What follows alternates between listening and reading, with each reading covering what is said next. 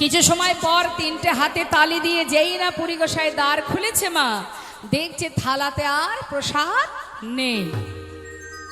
মাথায় হাত, কি সর্বনাশ! মানছি তোমার খিদে পেয়েছে, তাই বলে তুমি সব খাবে? বাইরে কত ভক্ত, বৃন্দাবনে কেউ বাদ নেই, সবাই এসেছে, তুমি তাদের জন্য একটু প্রসাদ রাখবে না? সব খেয়ে ফেললে, আমি ওদের বলবোটা কি এখন? আমি কি বলবো? তারা তো সবাই আশা করে বসে আছে। প্রভু, তুমি কি করলে এটা? একটু তো রাখতে পারতে, বলো। বেশ, যা মনে হয়েছে তাই করেছো, তাদের কথা ভাবলে না? আমি কিছু জানি না, আমি কিচ্ছু জানি না। এই রইল থালা, চললাম আমি বাইরে, তোমার যা মনে চাই তাই করো। যেই না বাইরে এসেছে মা, সমস্ত ভক্তগণ ধরেছে, ও গোসাই, প্রসাদ কোথায়? প্রসাদ নেই। কেন নেই? প্রসাদ নেই কেন? জানি না। কেন নেই? কেন, কি হয়েছে? মানে হয়েছেটা কি গো? পুরী গোসাই বলছে, বললাম তো যা হওয়ার তাই হয়েছে। জানি না আমি আর কিছু। আরে আমরা সবাই আশা করে বসে আছি প্রসাদ নেব। পুরী গোসাই আবার যেই না পর্দাটা সরিয়েছে মা, ভগবান করুণাময় ভক্তের জন্য তার উচ্ছিষ্ট, তার প্রসাদ আবার থালায় থালায় ভরে দিয়েছেন। তাই গৌর হরি। ভক্তকে কষ্ট দিয়ে কি আর ভগবান থাকতে পারে গো? সেই প্রসাদের থালা নিয়ে এসে সবাইকে বিতরণ করলেন। খুশি হয়ে প্রসাদ পেয়ে ব্রজমাইরা বলে উঠলেন, এক ভক্ত বলে উঠলেন, কালকে গোপালের সেবা যা খরচ খরচা আমি সেবার দায় নেব, মানে আমি ভার নেব। সেদিন সেই ভক্ত যত টাকা লেগেছে তার সেবার আয়োজন, মানে খরচ খরচা বহন করেছে। সেদিনও এক ভক্ত আবার বলে উঠলেন, কালকের খরচ আমার। আবার সেদিন যেই না সেবা হলো, সেবার পরে আর এক ভক্ত বললেন, মনে করুন এই যে আপনারা এখানে বসে আছেন, প্রতিদিন এক একজন করে প্রসাদ পাচ্ছে, আর খুশি হয়ে এক একজন বলছে যে কালকে গোপালের সেবার খরচ আমার। এই করতে করতে মা টানা 2 বছর ধরে ওই গিরিগোবর্ধনে গোপালের অন্নকূট সেবা চলেছে। 2 বছর। আর পুরী গোসাই 2 বছর ধরে গোপালের সেবার দায়িত্ব নিয়েছে। কিন্তু হঠাৎ পুরী গোসাইর মনে ইচ্ছা হলো, আমি যদি সেবা কাজে বাধা পড়ে যাই তাহলে আমার তো তীর্থ ভ্রমণ হবে না। হে গোবিন্দ, হে প্রভু, তুমি আমার কাছে প্রতিষ্ঠা চেয়েছ, আমি প্রতিষ্ঠা দিয়েছি তোমায়, কিন্তু তোমার সেবার দায়িত্বটা যদি কাউকে দিতে পারি তাহলে আমি আর জানি না কটা দিন বাঁচব। বাকি তীর্থ আমি একটু ঘুরে আসব। তাই কি করেছে মা, দূর দূরান্তের ভক্তরা এসেছে ওই গিরিগোবর্ধন গোপালকে দর্শন করতে। দূরের ভক্তরা, মানে বিদেশি ভক্তরাও আসছে। তার মধ্যে 2 ভক্ত গৌড় দেশ থেকে এসেছে। তাদেরকে বললেন যে তোমরা কি গোপালের সেবার দায়িত্বটা নিতে পারবে? তারা বললেন, হ্যাঁ পারবো। তাহলে আজকে থেকেই গোপালের সেবার দায়িত্ব তোমাদের। দুজনের উপরে ভার দিয়ে পুরী গোসাইর মনে শান্তি যে আমার আর কোনো চিন্তা নেই, ভগবানকে প্রতিষ্ঠাও করলাম, আবার তার সেবা দেওয়ার দায়িত্বও একজনকে দিলাম। এবার আমি নিশ্চিন্ত, এবার বাকি তীর্থটা আমাকে ভ্রমণ করতে হবে। তাই কি করেছে মা, সব কিছু বুঝিয়ে দিয়ে ওই রাত্রিটুকু ওই যে বৃক্ষতলে তিনি বিশ্রাম নিতেন, ওই বৃক্ষতলে রাত্রিবেলাটুকু ঘুমাবে বলে, মানে বিশ্রাম নেবে বলে শুয়ে পড়েছে। যেই না শুয়ে আছে, দেখতে দেখতে মধ্যরাত হয়ে গেল। আর যেই না মাঝরাত্রি হলো, আবার গোপাল স্বপ্ন দেখালেন। হরিবল হরিবল। ওমা, ভগবান যদি না চায় তুমি কোথাও যেতে পারবে না। যেই না মনে মনে পুরী গোসাই ভেবেছে যে আমি এবার বাকি দিন কটা একটু তীর্থে যাব, ভগবান ভক্তকে আবার বেঁধে ফেললেন। কি করলেন? আবার একটা কাজ দিয়ে দিলেন। কি বলছে? গোপাল কহে মাধব অঙ্গের তাপ নাহি যায়, মলায় চন্দন আনো তাপে তবে সে জোড়া।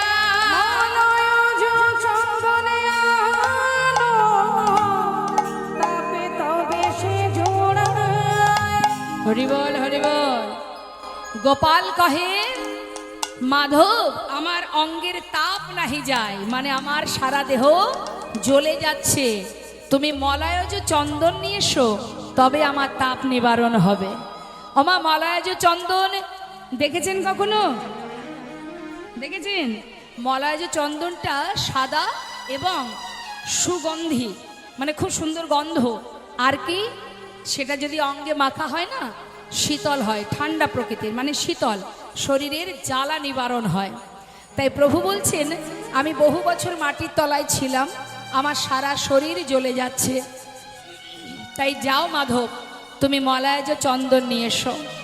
মাধব করজোড়ে বলছে দয়াময়, তোমার অঙ্গে জ্বালা করছে, তোমার কষ্ট হচ্ছে, দয়াময় নিশ্চয়ই আমি তোমার জন্য চন্দন নিয়ে আসবো।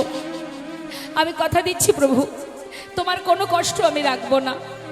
তুমি বলেছো আমি তোমার জন্য চন্দন নিয়ে আসবো, কিন্তু তুমি আমায় বলে দাও প্রভু কোথায় পাবো সেই চন্দন। আবার বললেন মলয়জ চন্দন নীলাচলে হইতে, অন্য হইতে নাহি তুমি যাও হে তুরিতে। অন্য হইতে নাহি তুমি যাও হে তুরিতে। ওমা নীলাচলে পাওয়া যায় মলয়জ চন্দন, বলছে যাও নীলাচলে গিয়ে তুমি মলয়জ চন্দন নিয়ে এসো, তবে তুমি যাবে, অন্য কেউ যেন না যায়। নিতাই গৌর হরি বল। এইখানে একটা বিষয় আমাদের জানতে হবে মা, আমরা কখনো কখনো দেখবেন নিজের কাজ অন্য কাউকে দিয়ে করাই না, নিজে পারছি না তোরা যা একটু করে দে, তাই না? তাহলে অন্য কেউ যদি কোনো কর্ম করে তার ফল তো আপনি পাবেন না। দেখবেন অনেকে আছে বাড়িতে মাস মাইনে করে পুরোহিত রেখে দেয় বাড়ির ভগবানকে পূজা দেওয়ার জন্যে, পুরোহিত এসে সময় মতো ঘন্টা বাজিয়ে পুজো দিয়ে চলে যায়। হ্যাঁ, তার মানে কি নিজেদের সময় নেই, তাই পুরোহিত সেবা দিয়ে যায়, তাতে লাভ কি? ভগবানের প্রতি আপনি যতটুকু কর্ম করবেন তার ফল তো আপনিই পাবেন। আপনি টাকা দিয়ে পুরোহিত রাখলে পুরোহিতের পুণ্যি হবে, আপনার কিচ্ছু হবে না। আপনি যেমন পারবেন তেমনই দেবেন। সময় পাচ্ছেন না, দুটো বাতাসা একটা তুলসী পাতা আপনি যখন পারবেন তখন দেবেন। সংসারের সব কাজ করে তারপরে একটু হলে যদি সময় পান তখন দেবেন। ভগবান আমার বলেননি মা যে আমাকে টাইমে সেবা দিতে হবে। আপনি যদি না পেরে ওঠেন, সংসার করছেন মানে সংসার ও ধর্ম, সংসারের প্রতি আপনার দায়িত্ব আছে, কর্তব্য আছে, সন্তানের প্রতি, স্বামীর প্রতি, পরিবারের প্রতি, সবার প্রতি দায়িত্ব আছে। তাহলে সবার দায়িত্ব কমপ্লিট করে তারপরে যদি ভগবানকে সেবা দেন তাতে কোনো দুঃখ নেই, কিন্তু নিজের কাজ নিজে করুন। ভগবানের সেবাটা তোমার নিজস্ব কাজ, তোমার ভজন, এটা তোমার আরাধনা, তোমার সেবা, অন্য কেন কেউ করবে?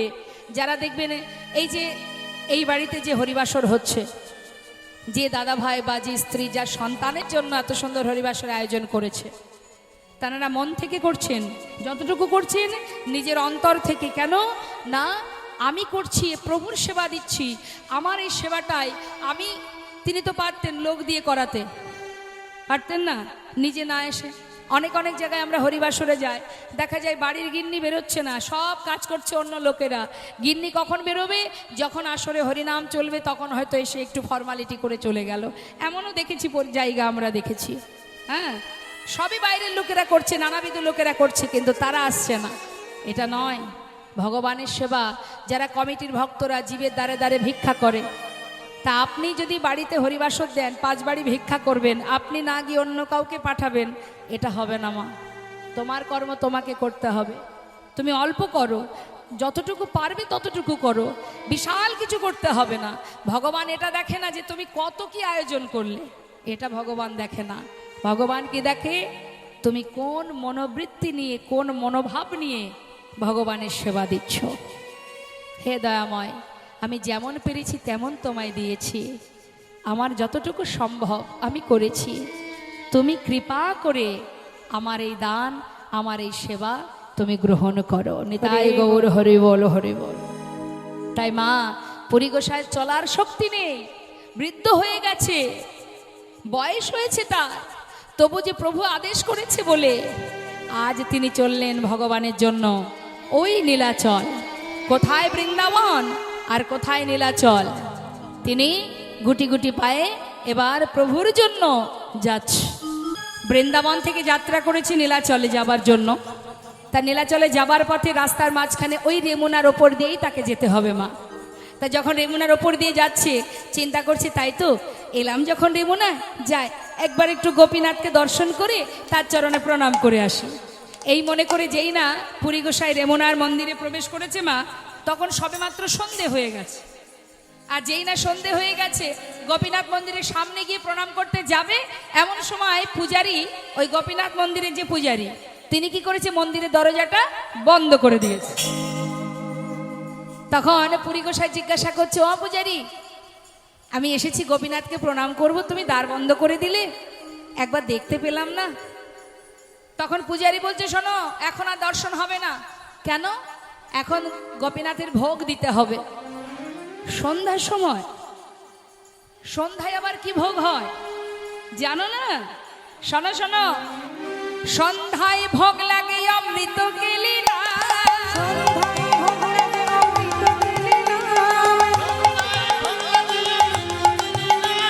দ্বাদশ মৃত্যু পাত্র ভরি অমৃত সমান,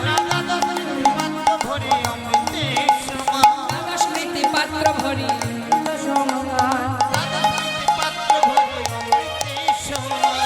কথাটা কি বললেন মা? সন্ধ্যায় ভোগ লাগে অমৃত কেলি নাম, দ্বাদশ মৃৎ পাত্র। মৃৎ পাত্র মানে মাটির পাত্র, আর দ্বাদশ মানে 12টা। 12টা মাটির পাত্রে ক্ষীর ভোগ হয়, যেটাকে বলা হয় অমৃত কেলি ভোগ। এই অমৃত কেলিটা কেমন ভাবে তৈরি হয় জানেন? অনেক দুধ জ্বালিয়ে তবেই কিন্তু এই অমৃত কেলি তৈরি করা হয়। অনেক দুধ জ্বালিয়ে শুকিয়ে শুকিয়ে তবেই অল্প একটুখানি এই অমৃত মানে ক্ষীর ভোগ হয়, যেটাকে অমৃত কেলি বলে। তা বলছে 12টা পাত্রে এখন গোপীনাথের ভোগ হবে। গোপীনাথের ভোগ বলে প্রসিদ্ধ যাহা,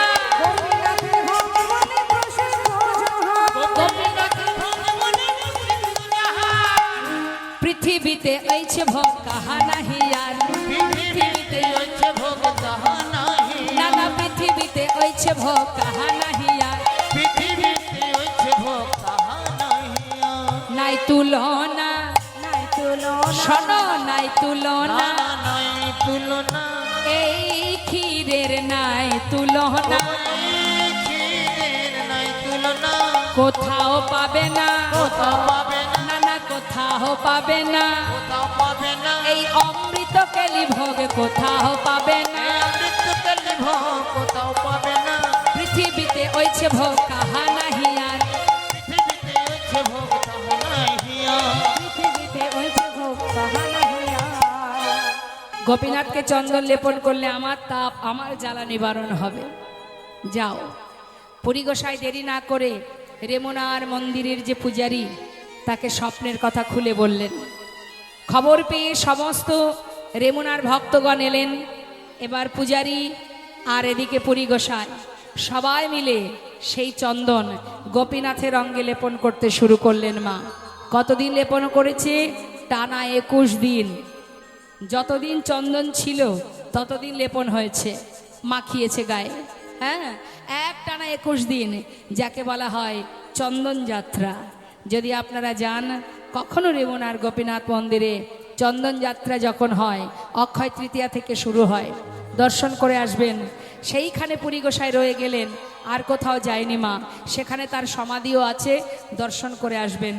এবার চন্দন লেপন করছে আর সমস্ত ভক্তবৃন্দ ভগবানের সেই লীলা দর্শন করছে, আর সবাই গাইছে নব দুরিবাদল ঘন শ্যাম, নব দুরিবাদল ঘন শ্যাম, নব দুরিবাদল ঘন শ্যাম, নব দুরিবাদল ঘন শ্যাম, ঘন শ্যাম, দুরিবাদল ঘন শ্যাম, ঘন শ্যাম, দুরিবাদল ঘন শ্যাম, নব দুরিবাদল ঘন শ্যাম। হে রাধাকান্ত কমল প্রশান্ত, হে রাধাকান্ত কমল প্রশান্ত, তুমি প্রভু নিদানে হৃদয় নব দুর্বাদল ঘন শ্যামে নব দুর্বাদল ঘন শ্যাম।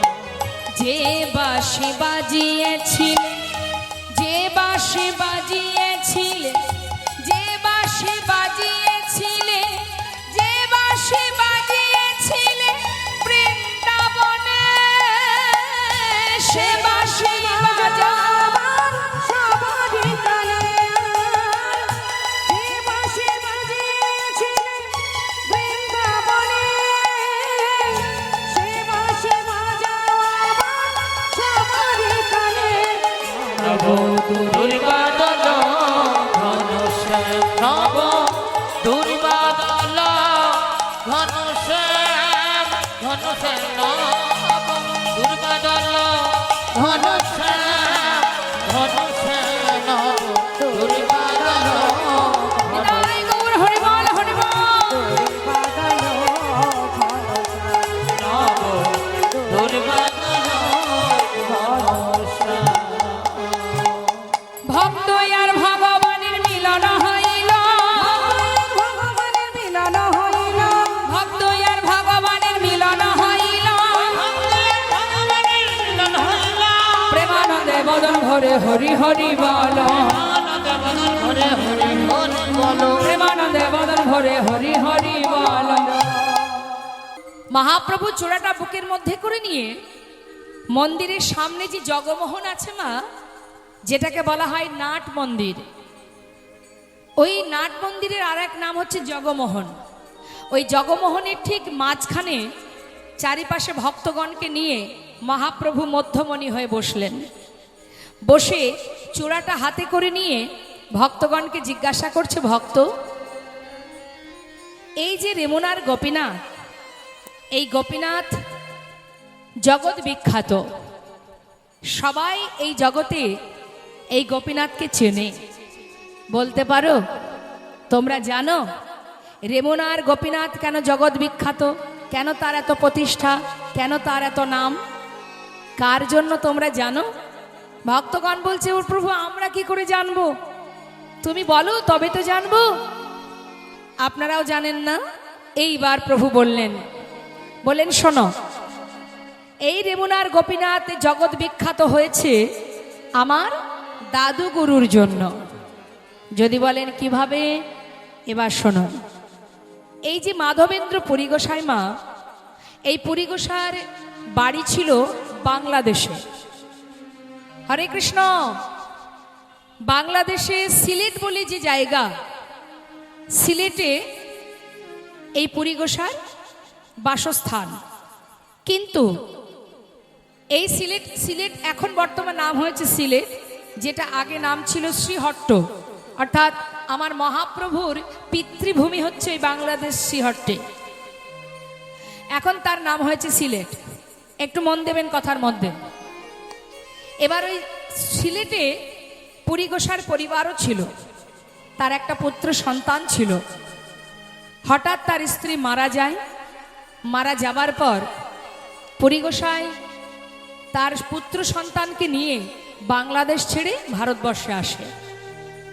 ভারতে এসে আমরা যেখান থেকে এসেছি বাবা, বেনাপোল অর্থাৎ বনগ্রাম, উত্তর 24 পরগনা বনগা, ওই বনগা থেকে যদি চাকদা বা কৃষ্ণনগরের দিকে আসা হয়, একটি জায়গা আছে যার নাম হচ্ছে বিষ্ণুপুর। গল্প আপনারা করবেন আর আমি লীলা কথা বর্ণনা করব। আপনারা গল্প করে সময়টা পার করে দেবেন। এই আন কথা, পর সমালোচনা এগুলো করার সময় পাবেন, কিন্তু কৃষ্ণ নাম শ্রবণ করার সময় ভাগ্যের দরকার হয়, এগুলো সুকৃতির দরকার হয়। যার সুকৃতি নেই সে হরিবাসরে বসে থাকলেও শুনতে পাবে না, আর যার কর্মফল ভালো আছে, সুকৃতি ভালো আছে, সে ঠিক শুনবে। তাই মাথাটা প্রচন্ড ঘুরছে আপনাদের। চিত্তকে স্থির করুন, চিত্ত স্থির না হলে কখনো ভজন হয় না মা। এই যে আপনারা বসে আছেন এটাও কিন্তু ভজন। হ্যাঁ, তা মনে প্রাণে আপনারা যে শ্রবণ করছেন, এই যে কৃষ্ণ নাম শুনছেন, এটা কোথায় যাচ্ছে? হৃদয় মাঝে যিনি আছেন পরমাত্মা রূপে তিনি শুনছেন। অর্থাৎ হরিনাম হচ্ছে পরমাত্মার সেবা। নিজেদের সেবায় যদি কেউ ত্রুটি করে, কেউ বাধা সৃষ্টি করে, যেমন রাগ হয়, পরমাত্মার সেবাটাও সঠিকভাবে দিতে শিখুন, তাতে আপনারই কল্যাণ হবে, মঙ্গল হবে আপনার। কি বলছে? তা তিনি সন্তানকে নিয়ে যখন ভারতবর্ষে আসেন, ওই বিষ্ণুপুর যে জায়গাটা, ওটা কিন্তু তার ছেলের নাম ছিল বিষ্ণু, ওই পুরী গোসাইর ছেলের নাম বিষ্ণু ছিল, ওই নামেই জায়গাটির নাম বিষ্ণুপুর। ওখানে একটা আশ্রম ছিল মা, সেই আশ্রমে সন্তানকে চিরতরে পুরী গোসাই দিয়ে দেন যে আমি আর সংসারে থাকবো না, জীবনে যতটুকু সময় আমার আছে আমি প্রভুর নাম জপ করব আর নানা তীর্থ ঘুরে বেড়াবো। হরি বল। তাই আশ্রমে নিজের পুত্রকে দিলেন, সেই পুত্রের নাম ছিল বিষ্ণু, তাই সেই জায়গার নাম বিষ্ণুপুর। সন্তানকে দিয়ে পুরী গোসাই বছরের পর বছর বদনে করে কৃষ্ণ নাম আর নানা তীর্থ ঘুরে বেড়ায়। হরিবল হরিবল। জীবনের সমস্ত মোহ মায়া লোভ লালসা কামনা বাসনা পরিত্যাগ করে নিজেকে সঁপে দিলেন ভগবানের চরণে। তুমি যেমন রাখবে দয়াময়, আমি তাতেই খুশি। কিন্তু মা নানা তীর্থ ঘুরতে ঘুরতে ঘুরতে ঘুরতে অবশেষে পুরী গোসাই এসে পৌঁছালেন বৃন্দাবন। বৃন্দাবনে রাধা কুণ্ড শ্যাম কুণ্ড দর্শন করে গোবিন্দ কুণ্ডের পাড়ে একটা বটগাছের তলায় তিনি একাকী বসে বসে কৃষ্ণ নাম করছে। তার জীবনে না আছে কোনো চাওয়া পাওয়া, না আছে কোনো লোভ লালসা। তিনি দুটো স্বভাব ছিল তার মা। এই দুটো স্বভাব কি? মন দিয়ে শুনবেন। এক, অযাচক বৃত্তি পালন করেছিলেন। অযাচক বৃত্তি মানে জীবনে কোনোদিন কারোর কাছে চেয়ে কিছু খেতেন না তিনি। যদি কেউ ভালোবেসে তাকে কিছু দিতেন তবেই সেবা করতেন, আর না হলে অনাহারেই কৃষ্ণ নাম দিয়েই কাটিয়ে দিতেন। এই ছিল একটা স্বভাব। আর দ্বিতীয় স্বভাব ছিল অহর্নিশি তিনি কৃষ্ণ নাম গাইতেন। প্রত্যেকটি শ্বাসে শ্বাসে, প্রত্যেক শ্বাসে শ্বাসে তিনি কৃষ্ণ নাম করতেন। চোখ বন্ধ করে নিদ্রায় যেতেন, তাও কৃষ্ণ নাম চলতো। হয়তো আপনারা বলবেন, অহর্নিশি কেউ কৃষ্ণ নাম গাইতে পারে? যদি কেউ জেগে থাকে কৃষ্ণ নাম গাইতে পারে। ওমা, ঘুমিয়ে থাকলে কেউ কৃষ্ণ নাম গাইতে পারে? পারে? পারে না। শাস্ত্রে বললেন পারে। কিভাবে? আপনাদেরকে সাধারণ দৃষ্টান্ত দিচ্ছি। আপনি সারাদিন কোনো একটা জিনিস চিন্তা করবেন, সারাদিন যে চিন্তায় সারাটা দিন কাটাবেন, চোখের পাতা রাত্রে বন্ধ করবেন, আপনার মাথার মধ্যে চলতে থাকবে সেই চিন্তা। আপনি চোখ বন্ধ করে থাকলে কি হবে?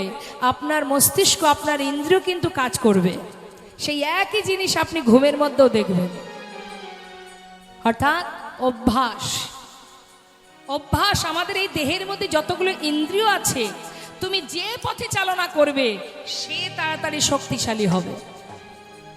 হবেই হবে মা। এবার দেখুন, আপনাদের আরো একটা উদাহরণ দিচ্ছি। আপনারা জপের মালা হাতে নিয়ে জপ করবেন, বা সারাদিন যে কোনো একটা সময় আপনি হাতে জপের মালা নিয়ে একটানা 15 দিন 20 দিন কি 1 মাস আপনি হরিনাম করুন। 1 মাস বাদ দিলাম, 1 সপ্তাহ হরিনাম করবেন। 7 দিন পর 8 দিনের দিন আপনি যদি জপের মালা হাতে নাও নেন, যদি হাতে কোনো কাজও করেন, তবু দেখবেন আপনার জিহ্বা সে একার মতো একা হরিনাম করে যাচ্ছে। নিতাই গৌর হরি বল। অভ্যাস করে দেখুন।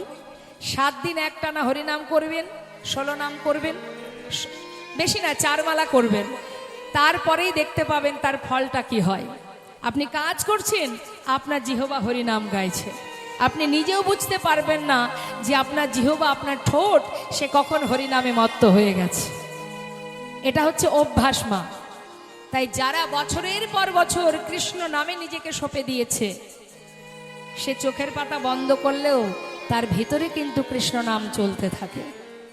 পুরী গোসাইয়ের ঠিক একই অবস্থা। সে আপন মনে কৃষ্ণ নাম জপ করে, বদনে কৃষ্ণ কৃষ্ণ কৃষ্ণ কৃষ্ণ নাম। তা মা যখনই বৃন্দাবনে এসে পৌঁছালেন তখন অন্ধকার হয়ে গেছে। ভাবছে রাত্রি হয়ে গেল, এই বটতলায় বসে রাতটা কাটাই। কোনো রকমে রাত পার হয়েছে, সকালবেলা চারিদিকে তাকিয়ে দেখছে। কি দেখছে? আহা, কোথাও কিছু সেবা পেলাম না। কেউ কি আছে? আমাকে তো কেউ কিছু খেতেও দিচ্ছে না। অনাহারে আছি আমি, না খেয়ে আছি আমি। কেউ কি নেই? কেউ তো কিছু দিল না। ঠিক আছে, নাই বা দিল, বসে বসে কৃষ্ণ নামই করি। তার মানে যদি কিছু খেতে না পায় তাতে তার দুঃখ নেই। ওই নাম যখন করে যেন নামেই তার ক্ষুধা নিবারণ হয়, তৃষ্ণা নিবারণ হয়। তাই কেউ কিছু দিল না বলে পুরী গোসাই ওই গাছতলায় বসে বসে কৃষ্ণ নাম জপ করছে। জয় রাধা রমান জয় কুঞ্জ বিহারী। রাধা রমণ জয় কুঞ্জ বিহারী। জয় রাধা রমণ জয় কুঞ্জ বিহারী। জয় রাধা রমণ জয় কুঞ্জ বিহারী।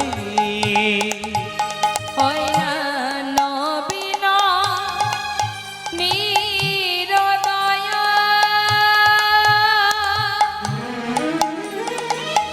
জয় শ্যাম সুন্দর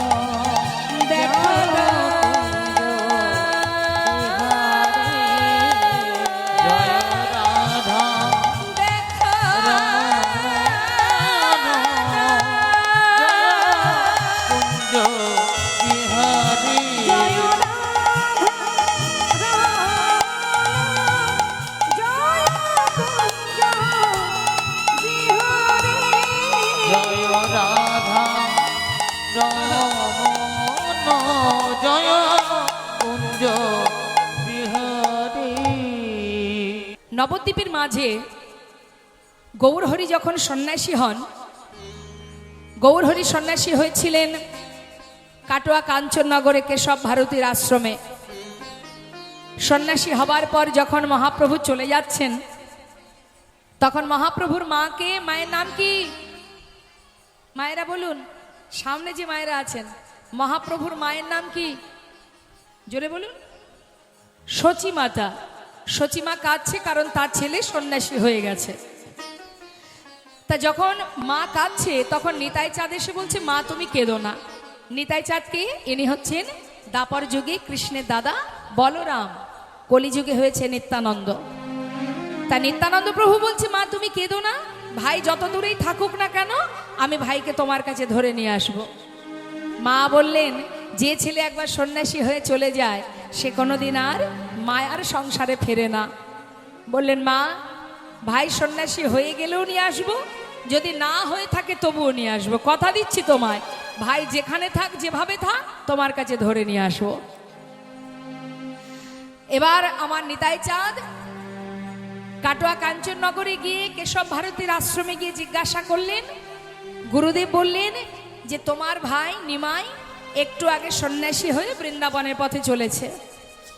নিতাই চাঁদ দেরি না করে ছুটতে ছুটতে পথের মাঝখান থেকে নিমাইকে পেয়ে যেন তেন প্রকারে ছলে বলে কলে কৌশলে তাকে নিয়ে আসে শান্তিপুরে। আমার নবদ্বীপ থেকে শান্তিপুর বেশি দূর নয়। শান্তিপুরে কোথায় এলো? অদ্বৈত আচার্য প্রভুর গৃহে। শান্তিপুরে যখন অদ্বৈত প্রভু গৃহে এসেছে, মা সচিমা খবর পেয়ে এসেছে নিমাইয়ের কাছে। এসে দেখছে কি, নিমাই সন্ন্যাসী হয়ে গেছে। মা কাঁদছে, চোখের জল মার বাদ মানছে না, ছেলে আমার সন্ন্যাসী হয়ে গেল। গৌরহরি বলছে, মা তুমি কেঁদো না, তুমি যদি অসন্তুষ্ট হও, আমি তোমার সাথে এই সন্ন্যাস ধর্ম পরিত্যাগ করে তোমার সাথে আবার ঘরে চলে যাব। মা বললেন, যে ছেলে একবার সন্ন্যাসী সে ছেলে আর কখনো ঘরে থাকতে পারে না। তুমি যখন সন্ন্যাসী হয়ে গেছো, আমি তোমার বাধা দেব না। তবে একটা কথা বাবা, আমাকে ছেড়ে চলে গেলে সন্তান হারা যন্ত্রণা সে যার হারিয়েছে সেই জানে। তাই তুমি এক কাজ করো, সন্ন্যাসী হয়েছো ঠিক আছে, আমার কাছে কাছে থাকো, সন্তান শোকটা তো আমাকে পেতে হবে না। মা, সন্ন্যাসী যখন আমি হয়েছি, তোমার কাছে তো আমি আর থাকতে পারবো না মা, আমি কি করব বলো। মা বললেন, তবে এক কাজ করো, যদি তুমি আমার কাছে না থাকো, কাছাকাছি যদি থাকো, অন্তত তুমি নীলাচলে বাস করো।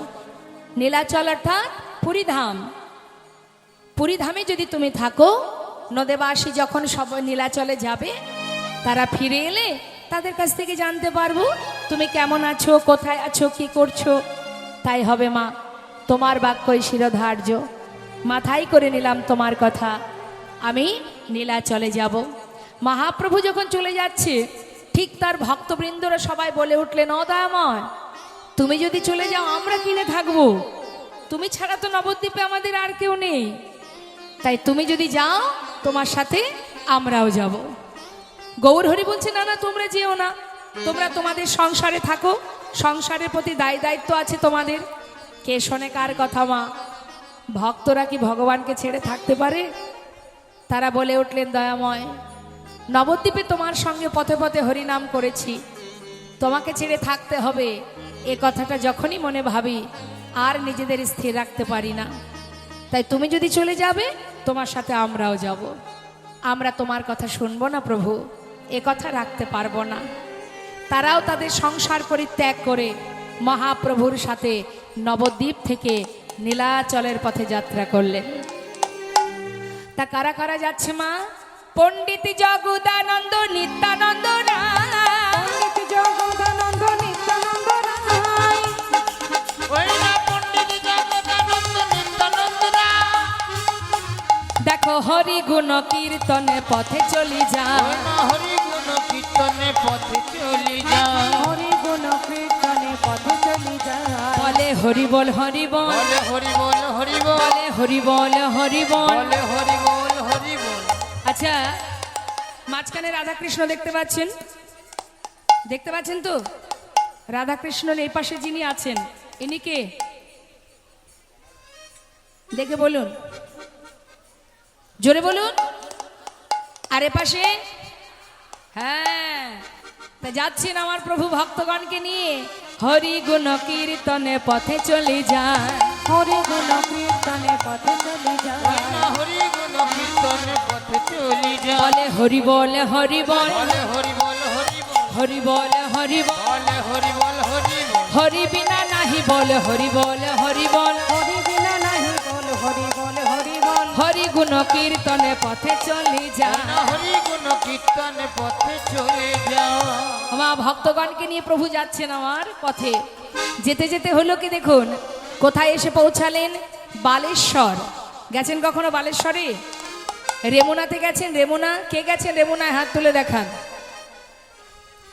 হরিবল হরিবল। একজনকে দেখলাম রেমুনায় গেছে। গোপীনাথ মন্দির দর্শনে গেছেন? বাবা বাবা হরিবল।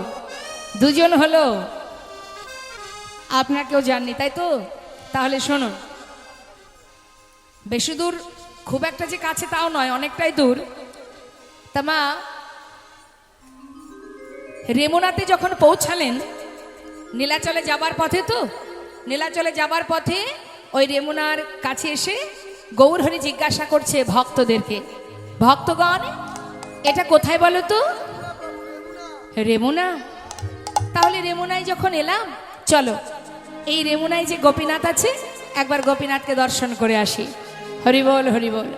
দেখবেন মা, যারা সাধুগুরু বৈষ্ণব হয়, পথে যেতে যেতে হঠাৎ যদি কানে শোনে যে এখানে রাধা মাধবের একটা মন্দির আছে, কি এখানে একটা মায়ের মন্দির আছে, তার অন্তরে কিন্তু মনে হয় কাছাকাছি আছে যখন, যাই একবার একটু দর্শন করে প্রণাম করে আসি। মনে হয় না মা? এটা ভক্তদের মনে হয়। তা এখন যেই না রেমুনায় পৌঁছালেন, রেমুনায় পৌঁছে হঠাৎ প্রভু চিন্তা করছে যে যাচ্ছি নীলাচলের পথে, রেমুনায় যখন এলাম, যাই একটু রেমুনার গোপীনাথকে দর্শন করে আসি। এই বলে এবার মহাপ্রভু ভক্তগণকে নিয়ে ওই রেমুনার গোপীনাথ মন্দিরে এসে পৌঁছালেন। গোপীনাথ মন্দিরে এসে গোপীনাথ মন্দিরের সামনে একেবারে গোপীনাথের চরণে দণ্ডবাদ প্রণাম করলেন আমার মহাপ্রভু। নিতাই গৌর হরি বল। মানে শুয়ে পড়েছে মা মহাপ্রভু। তাহলে মন্দিরে যিনি আছেন তিনি হচ্ছেন গোপীনাথ, আর যিনি বাইরে প্রণাম করছেন আমার মহাপ্রভু। দুজনেই তো এক, আলাদা তো কেউ নয়। তা নিজেকে প্রণাম করে জগৎ জীবকে শিক্ষা দিচ্ছেন যে জীব প্রণাম করতে শেখো। প্রকৃত প্রণাম কাকে বলে? আচ্ছা, রাস্তায় যদি কোনো ঠাকুর ঘর দেখেন, আপনারা কোনো মন্দির দেখেন, তা আপনারা কিভাবে প্রণাম করেন?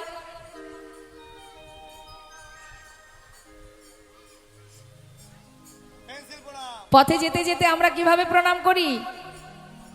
এই আঙুলটাই সম্বল আমাদের। রেডিমেড প্রণাম, পেন্সিল প্রণাম। আচ্ছা, বুঝলাম। তাহলে এই যে আঙুল দিয়ে আমরা প্রণাম করি, এটা কি প্রকৃত প্রণাম? কি মনে হয় আপনাদের? যদি আমাকে প্রণাম করতেই হয়, যদি ভগবানের আশীর্বাদ পেতে হয়, তাহলে প্রণাম করার মতো করতে হবে। আচ্ছা, আপনাদের সামনে একটা প্রমাণ দিই মা। কোনো একজন সাধারণ মানুষের সামনে দাঁড়িয়ে দেখা যাচ্ছে সে আপনার বড়, আপনি তার সামনে দাঁড়িয়ে তাকে প্রণাম করবেন, পায়ে হাত না দিয়ে যদি ঠিক এইভাবে প্রণাম করেন, নেবে প্রণাম, তিনি খুশি হবেন? তাহলে একজন সাধারণ মানুষ যদি খুশি না হয়, ভগবান কি করে খুশি হয়?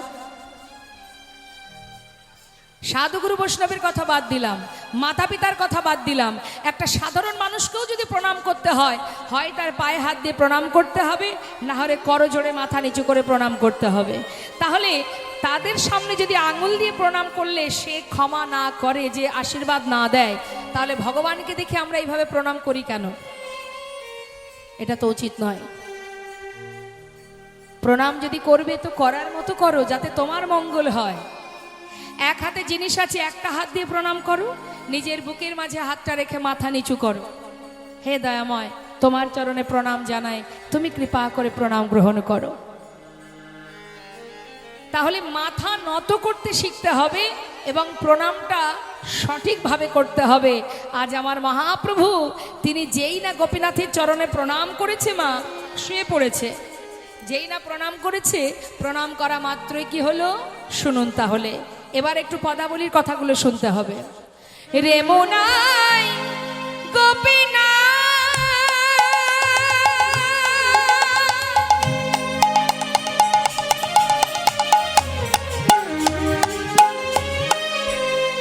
সে যে পরম মহা রে মন নাই গোপীনা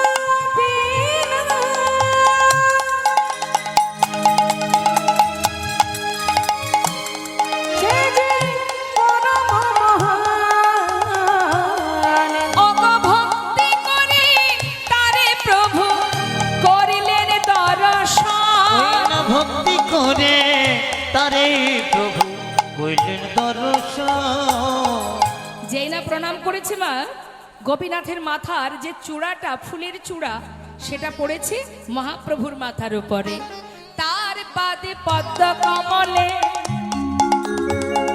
প্রণাম করিতে তার পাদ পদ্ম কমলে প্রণাম করিতে তার পুষ্প চূড়া পড়িল প্রভুর মাথেতে।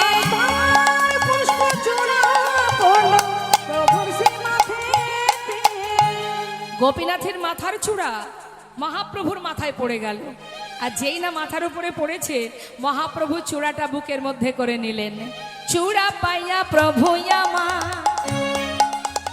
অগয়ানন্দিত মন। চূড়া পাইয়া প্রভু আমার ওই নয়নাদিত তারে নিত্য গীত করিলেন লয়া ভক্তগণ। তার নিত্য গীত কইলেন লইয়া ভক্তগণ। ওই না তার নিত্য গীত কইলেন লইয়া ভক্তজন। বলে জয় জয় গোপীনাথ, জয় জয় গোপীনা বলে জয় জয় গোপীনাথ।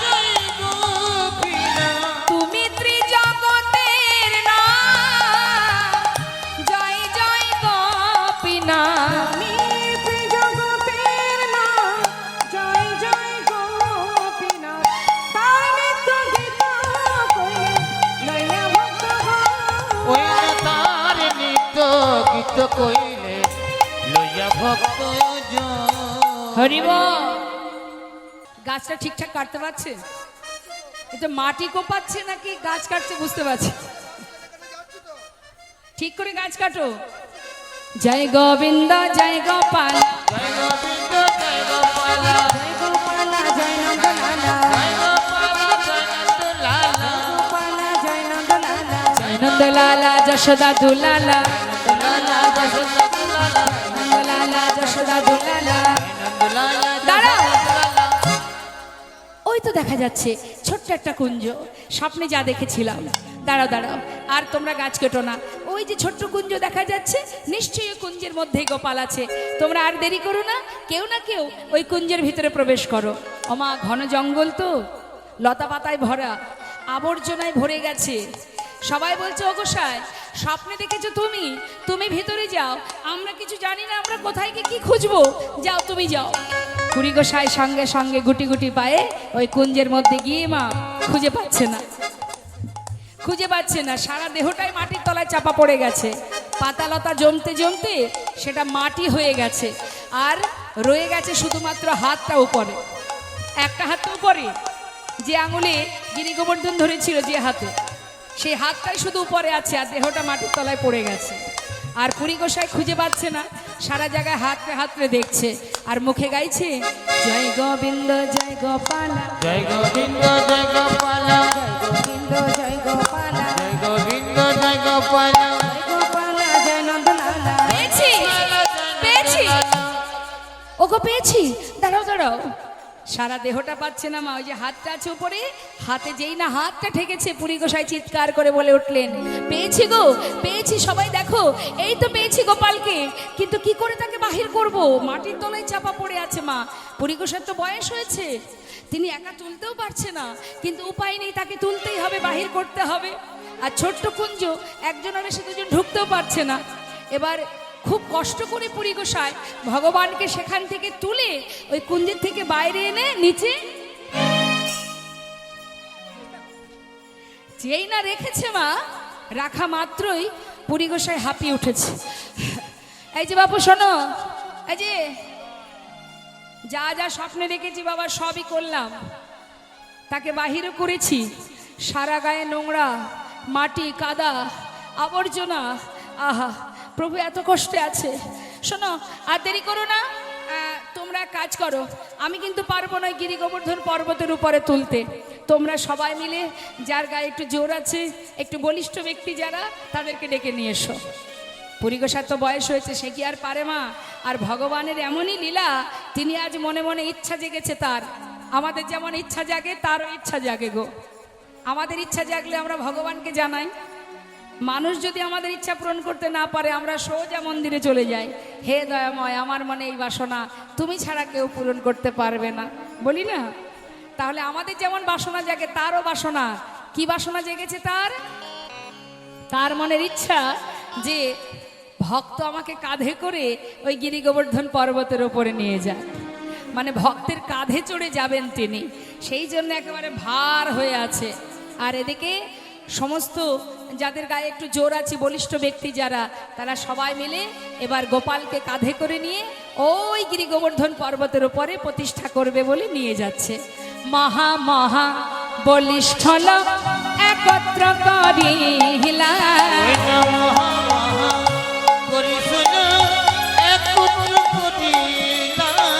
পর্বত পরে গেল পুরী, পর্বত পরে গেল পুরী, পর্বত পরে গেল পুরী, পর্বত পরে গেল পুরী, ঠাকুর লইয়া, ঠাকুর লইয়া, ঠাকুর লইয়া, ঠাকুর লইয়া, ঠাকুর লইয়া, পাথরের সিংহাসনে ঠাকুর বসাইল, পাথরের সিংহাসনে ঠাকুর বসাইল।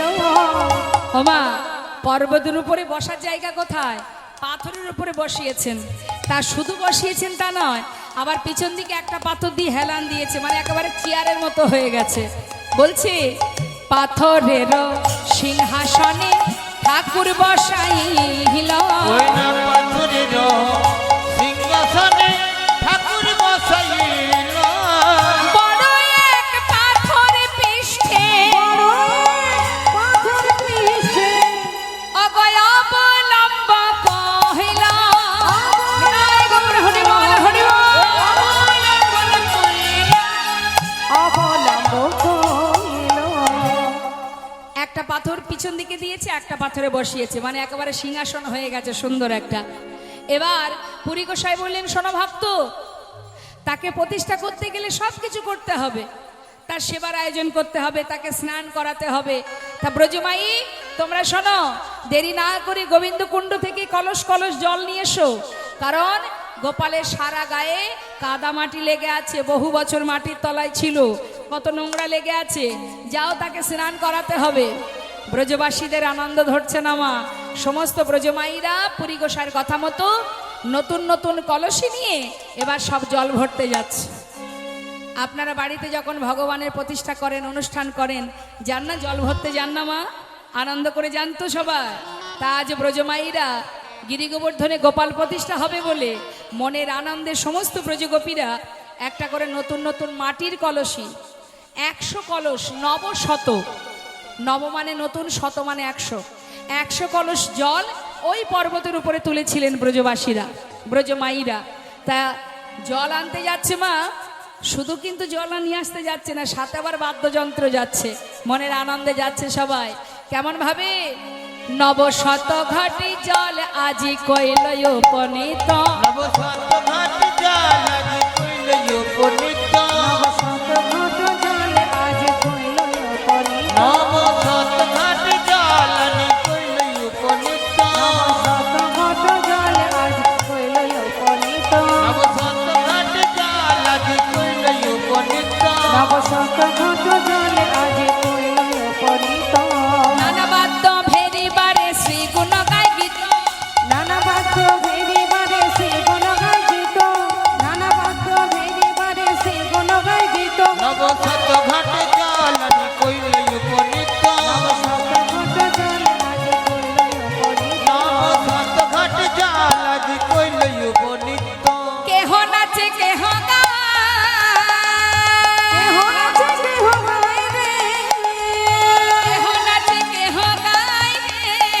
ওই না কেহ নাচে কেহ গাই রে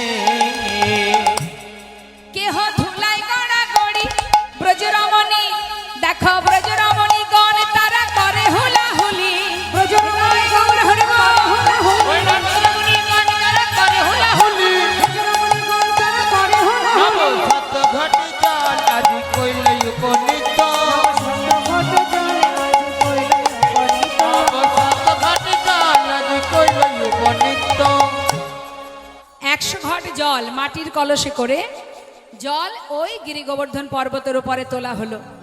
পুরী গোসাই স্নান করালেন। এই যে শোনো, স্নান হলো, শোনো ব্রজবাসী, এবার গোপালের বহু বছর অনাহারে ছিল, সেবার আয়োজন করো। কেউ আর বাদ যায়নি মা, সবার বাড়ি থেকে যে যেমন পেরেছে কিছু না কিছু তার জন্য রান্না করে এনেছে। গোটা বৃন্দাবনবাসী খবর পেয়ে গেছে যে গিরি গোবর্ধনে গোপাল স্থাপিত হচ্ছে। খবর পেয়ে সমস্ত ব্রজমাইরা, যার গোবিন্দ তো তাদের ভালোবাসার ধন, তা ভালোবাসার মানুষের জন্য সবাই আমরা যেমন রান্না করি, প্রভু সেবার জন্য ব্রজমাইরা তারা যে যা পেরেছে রন্ধন করে করে সবাই নিয়ে এসেছে। এখন সবার সেবার ওই বস্তু এক জায়গায় করেছে যখন, যেন মনে হচ্ছে একটা অন্নকূট তৈরি হয়ে গেছে। অন্নকূট মানে অন্নের পাহাড়। তা যাই হোক, সবাই এনেছে রাশি রাশি রুটি, স্তূপে স্তূপে অন্ন, নানাবিধ রসা, নানাবিধ ছানা, পুরি, মাখন, ক্ষীর, যে যা পেরেছে সব রন্ধন করে এনেছে।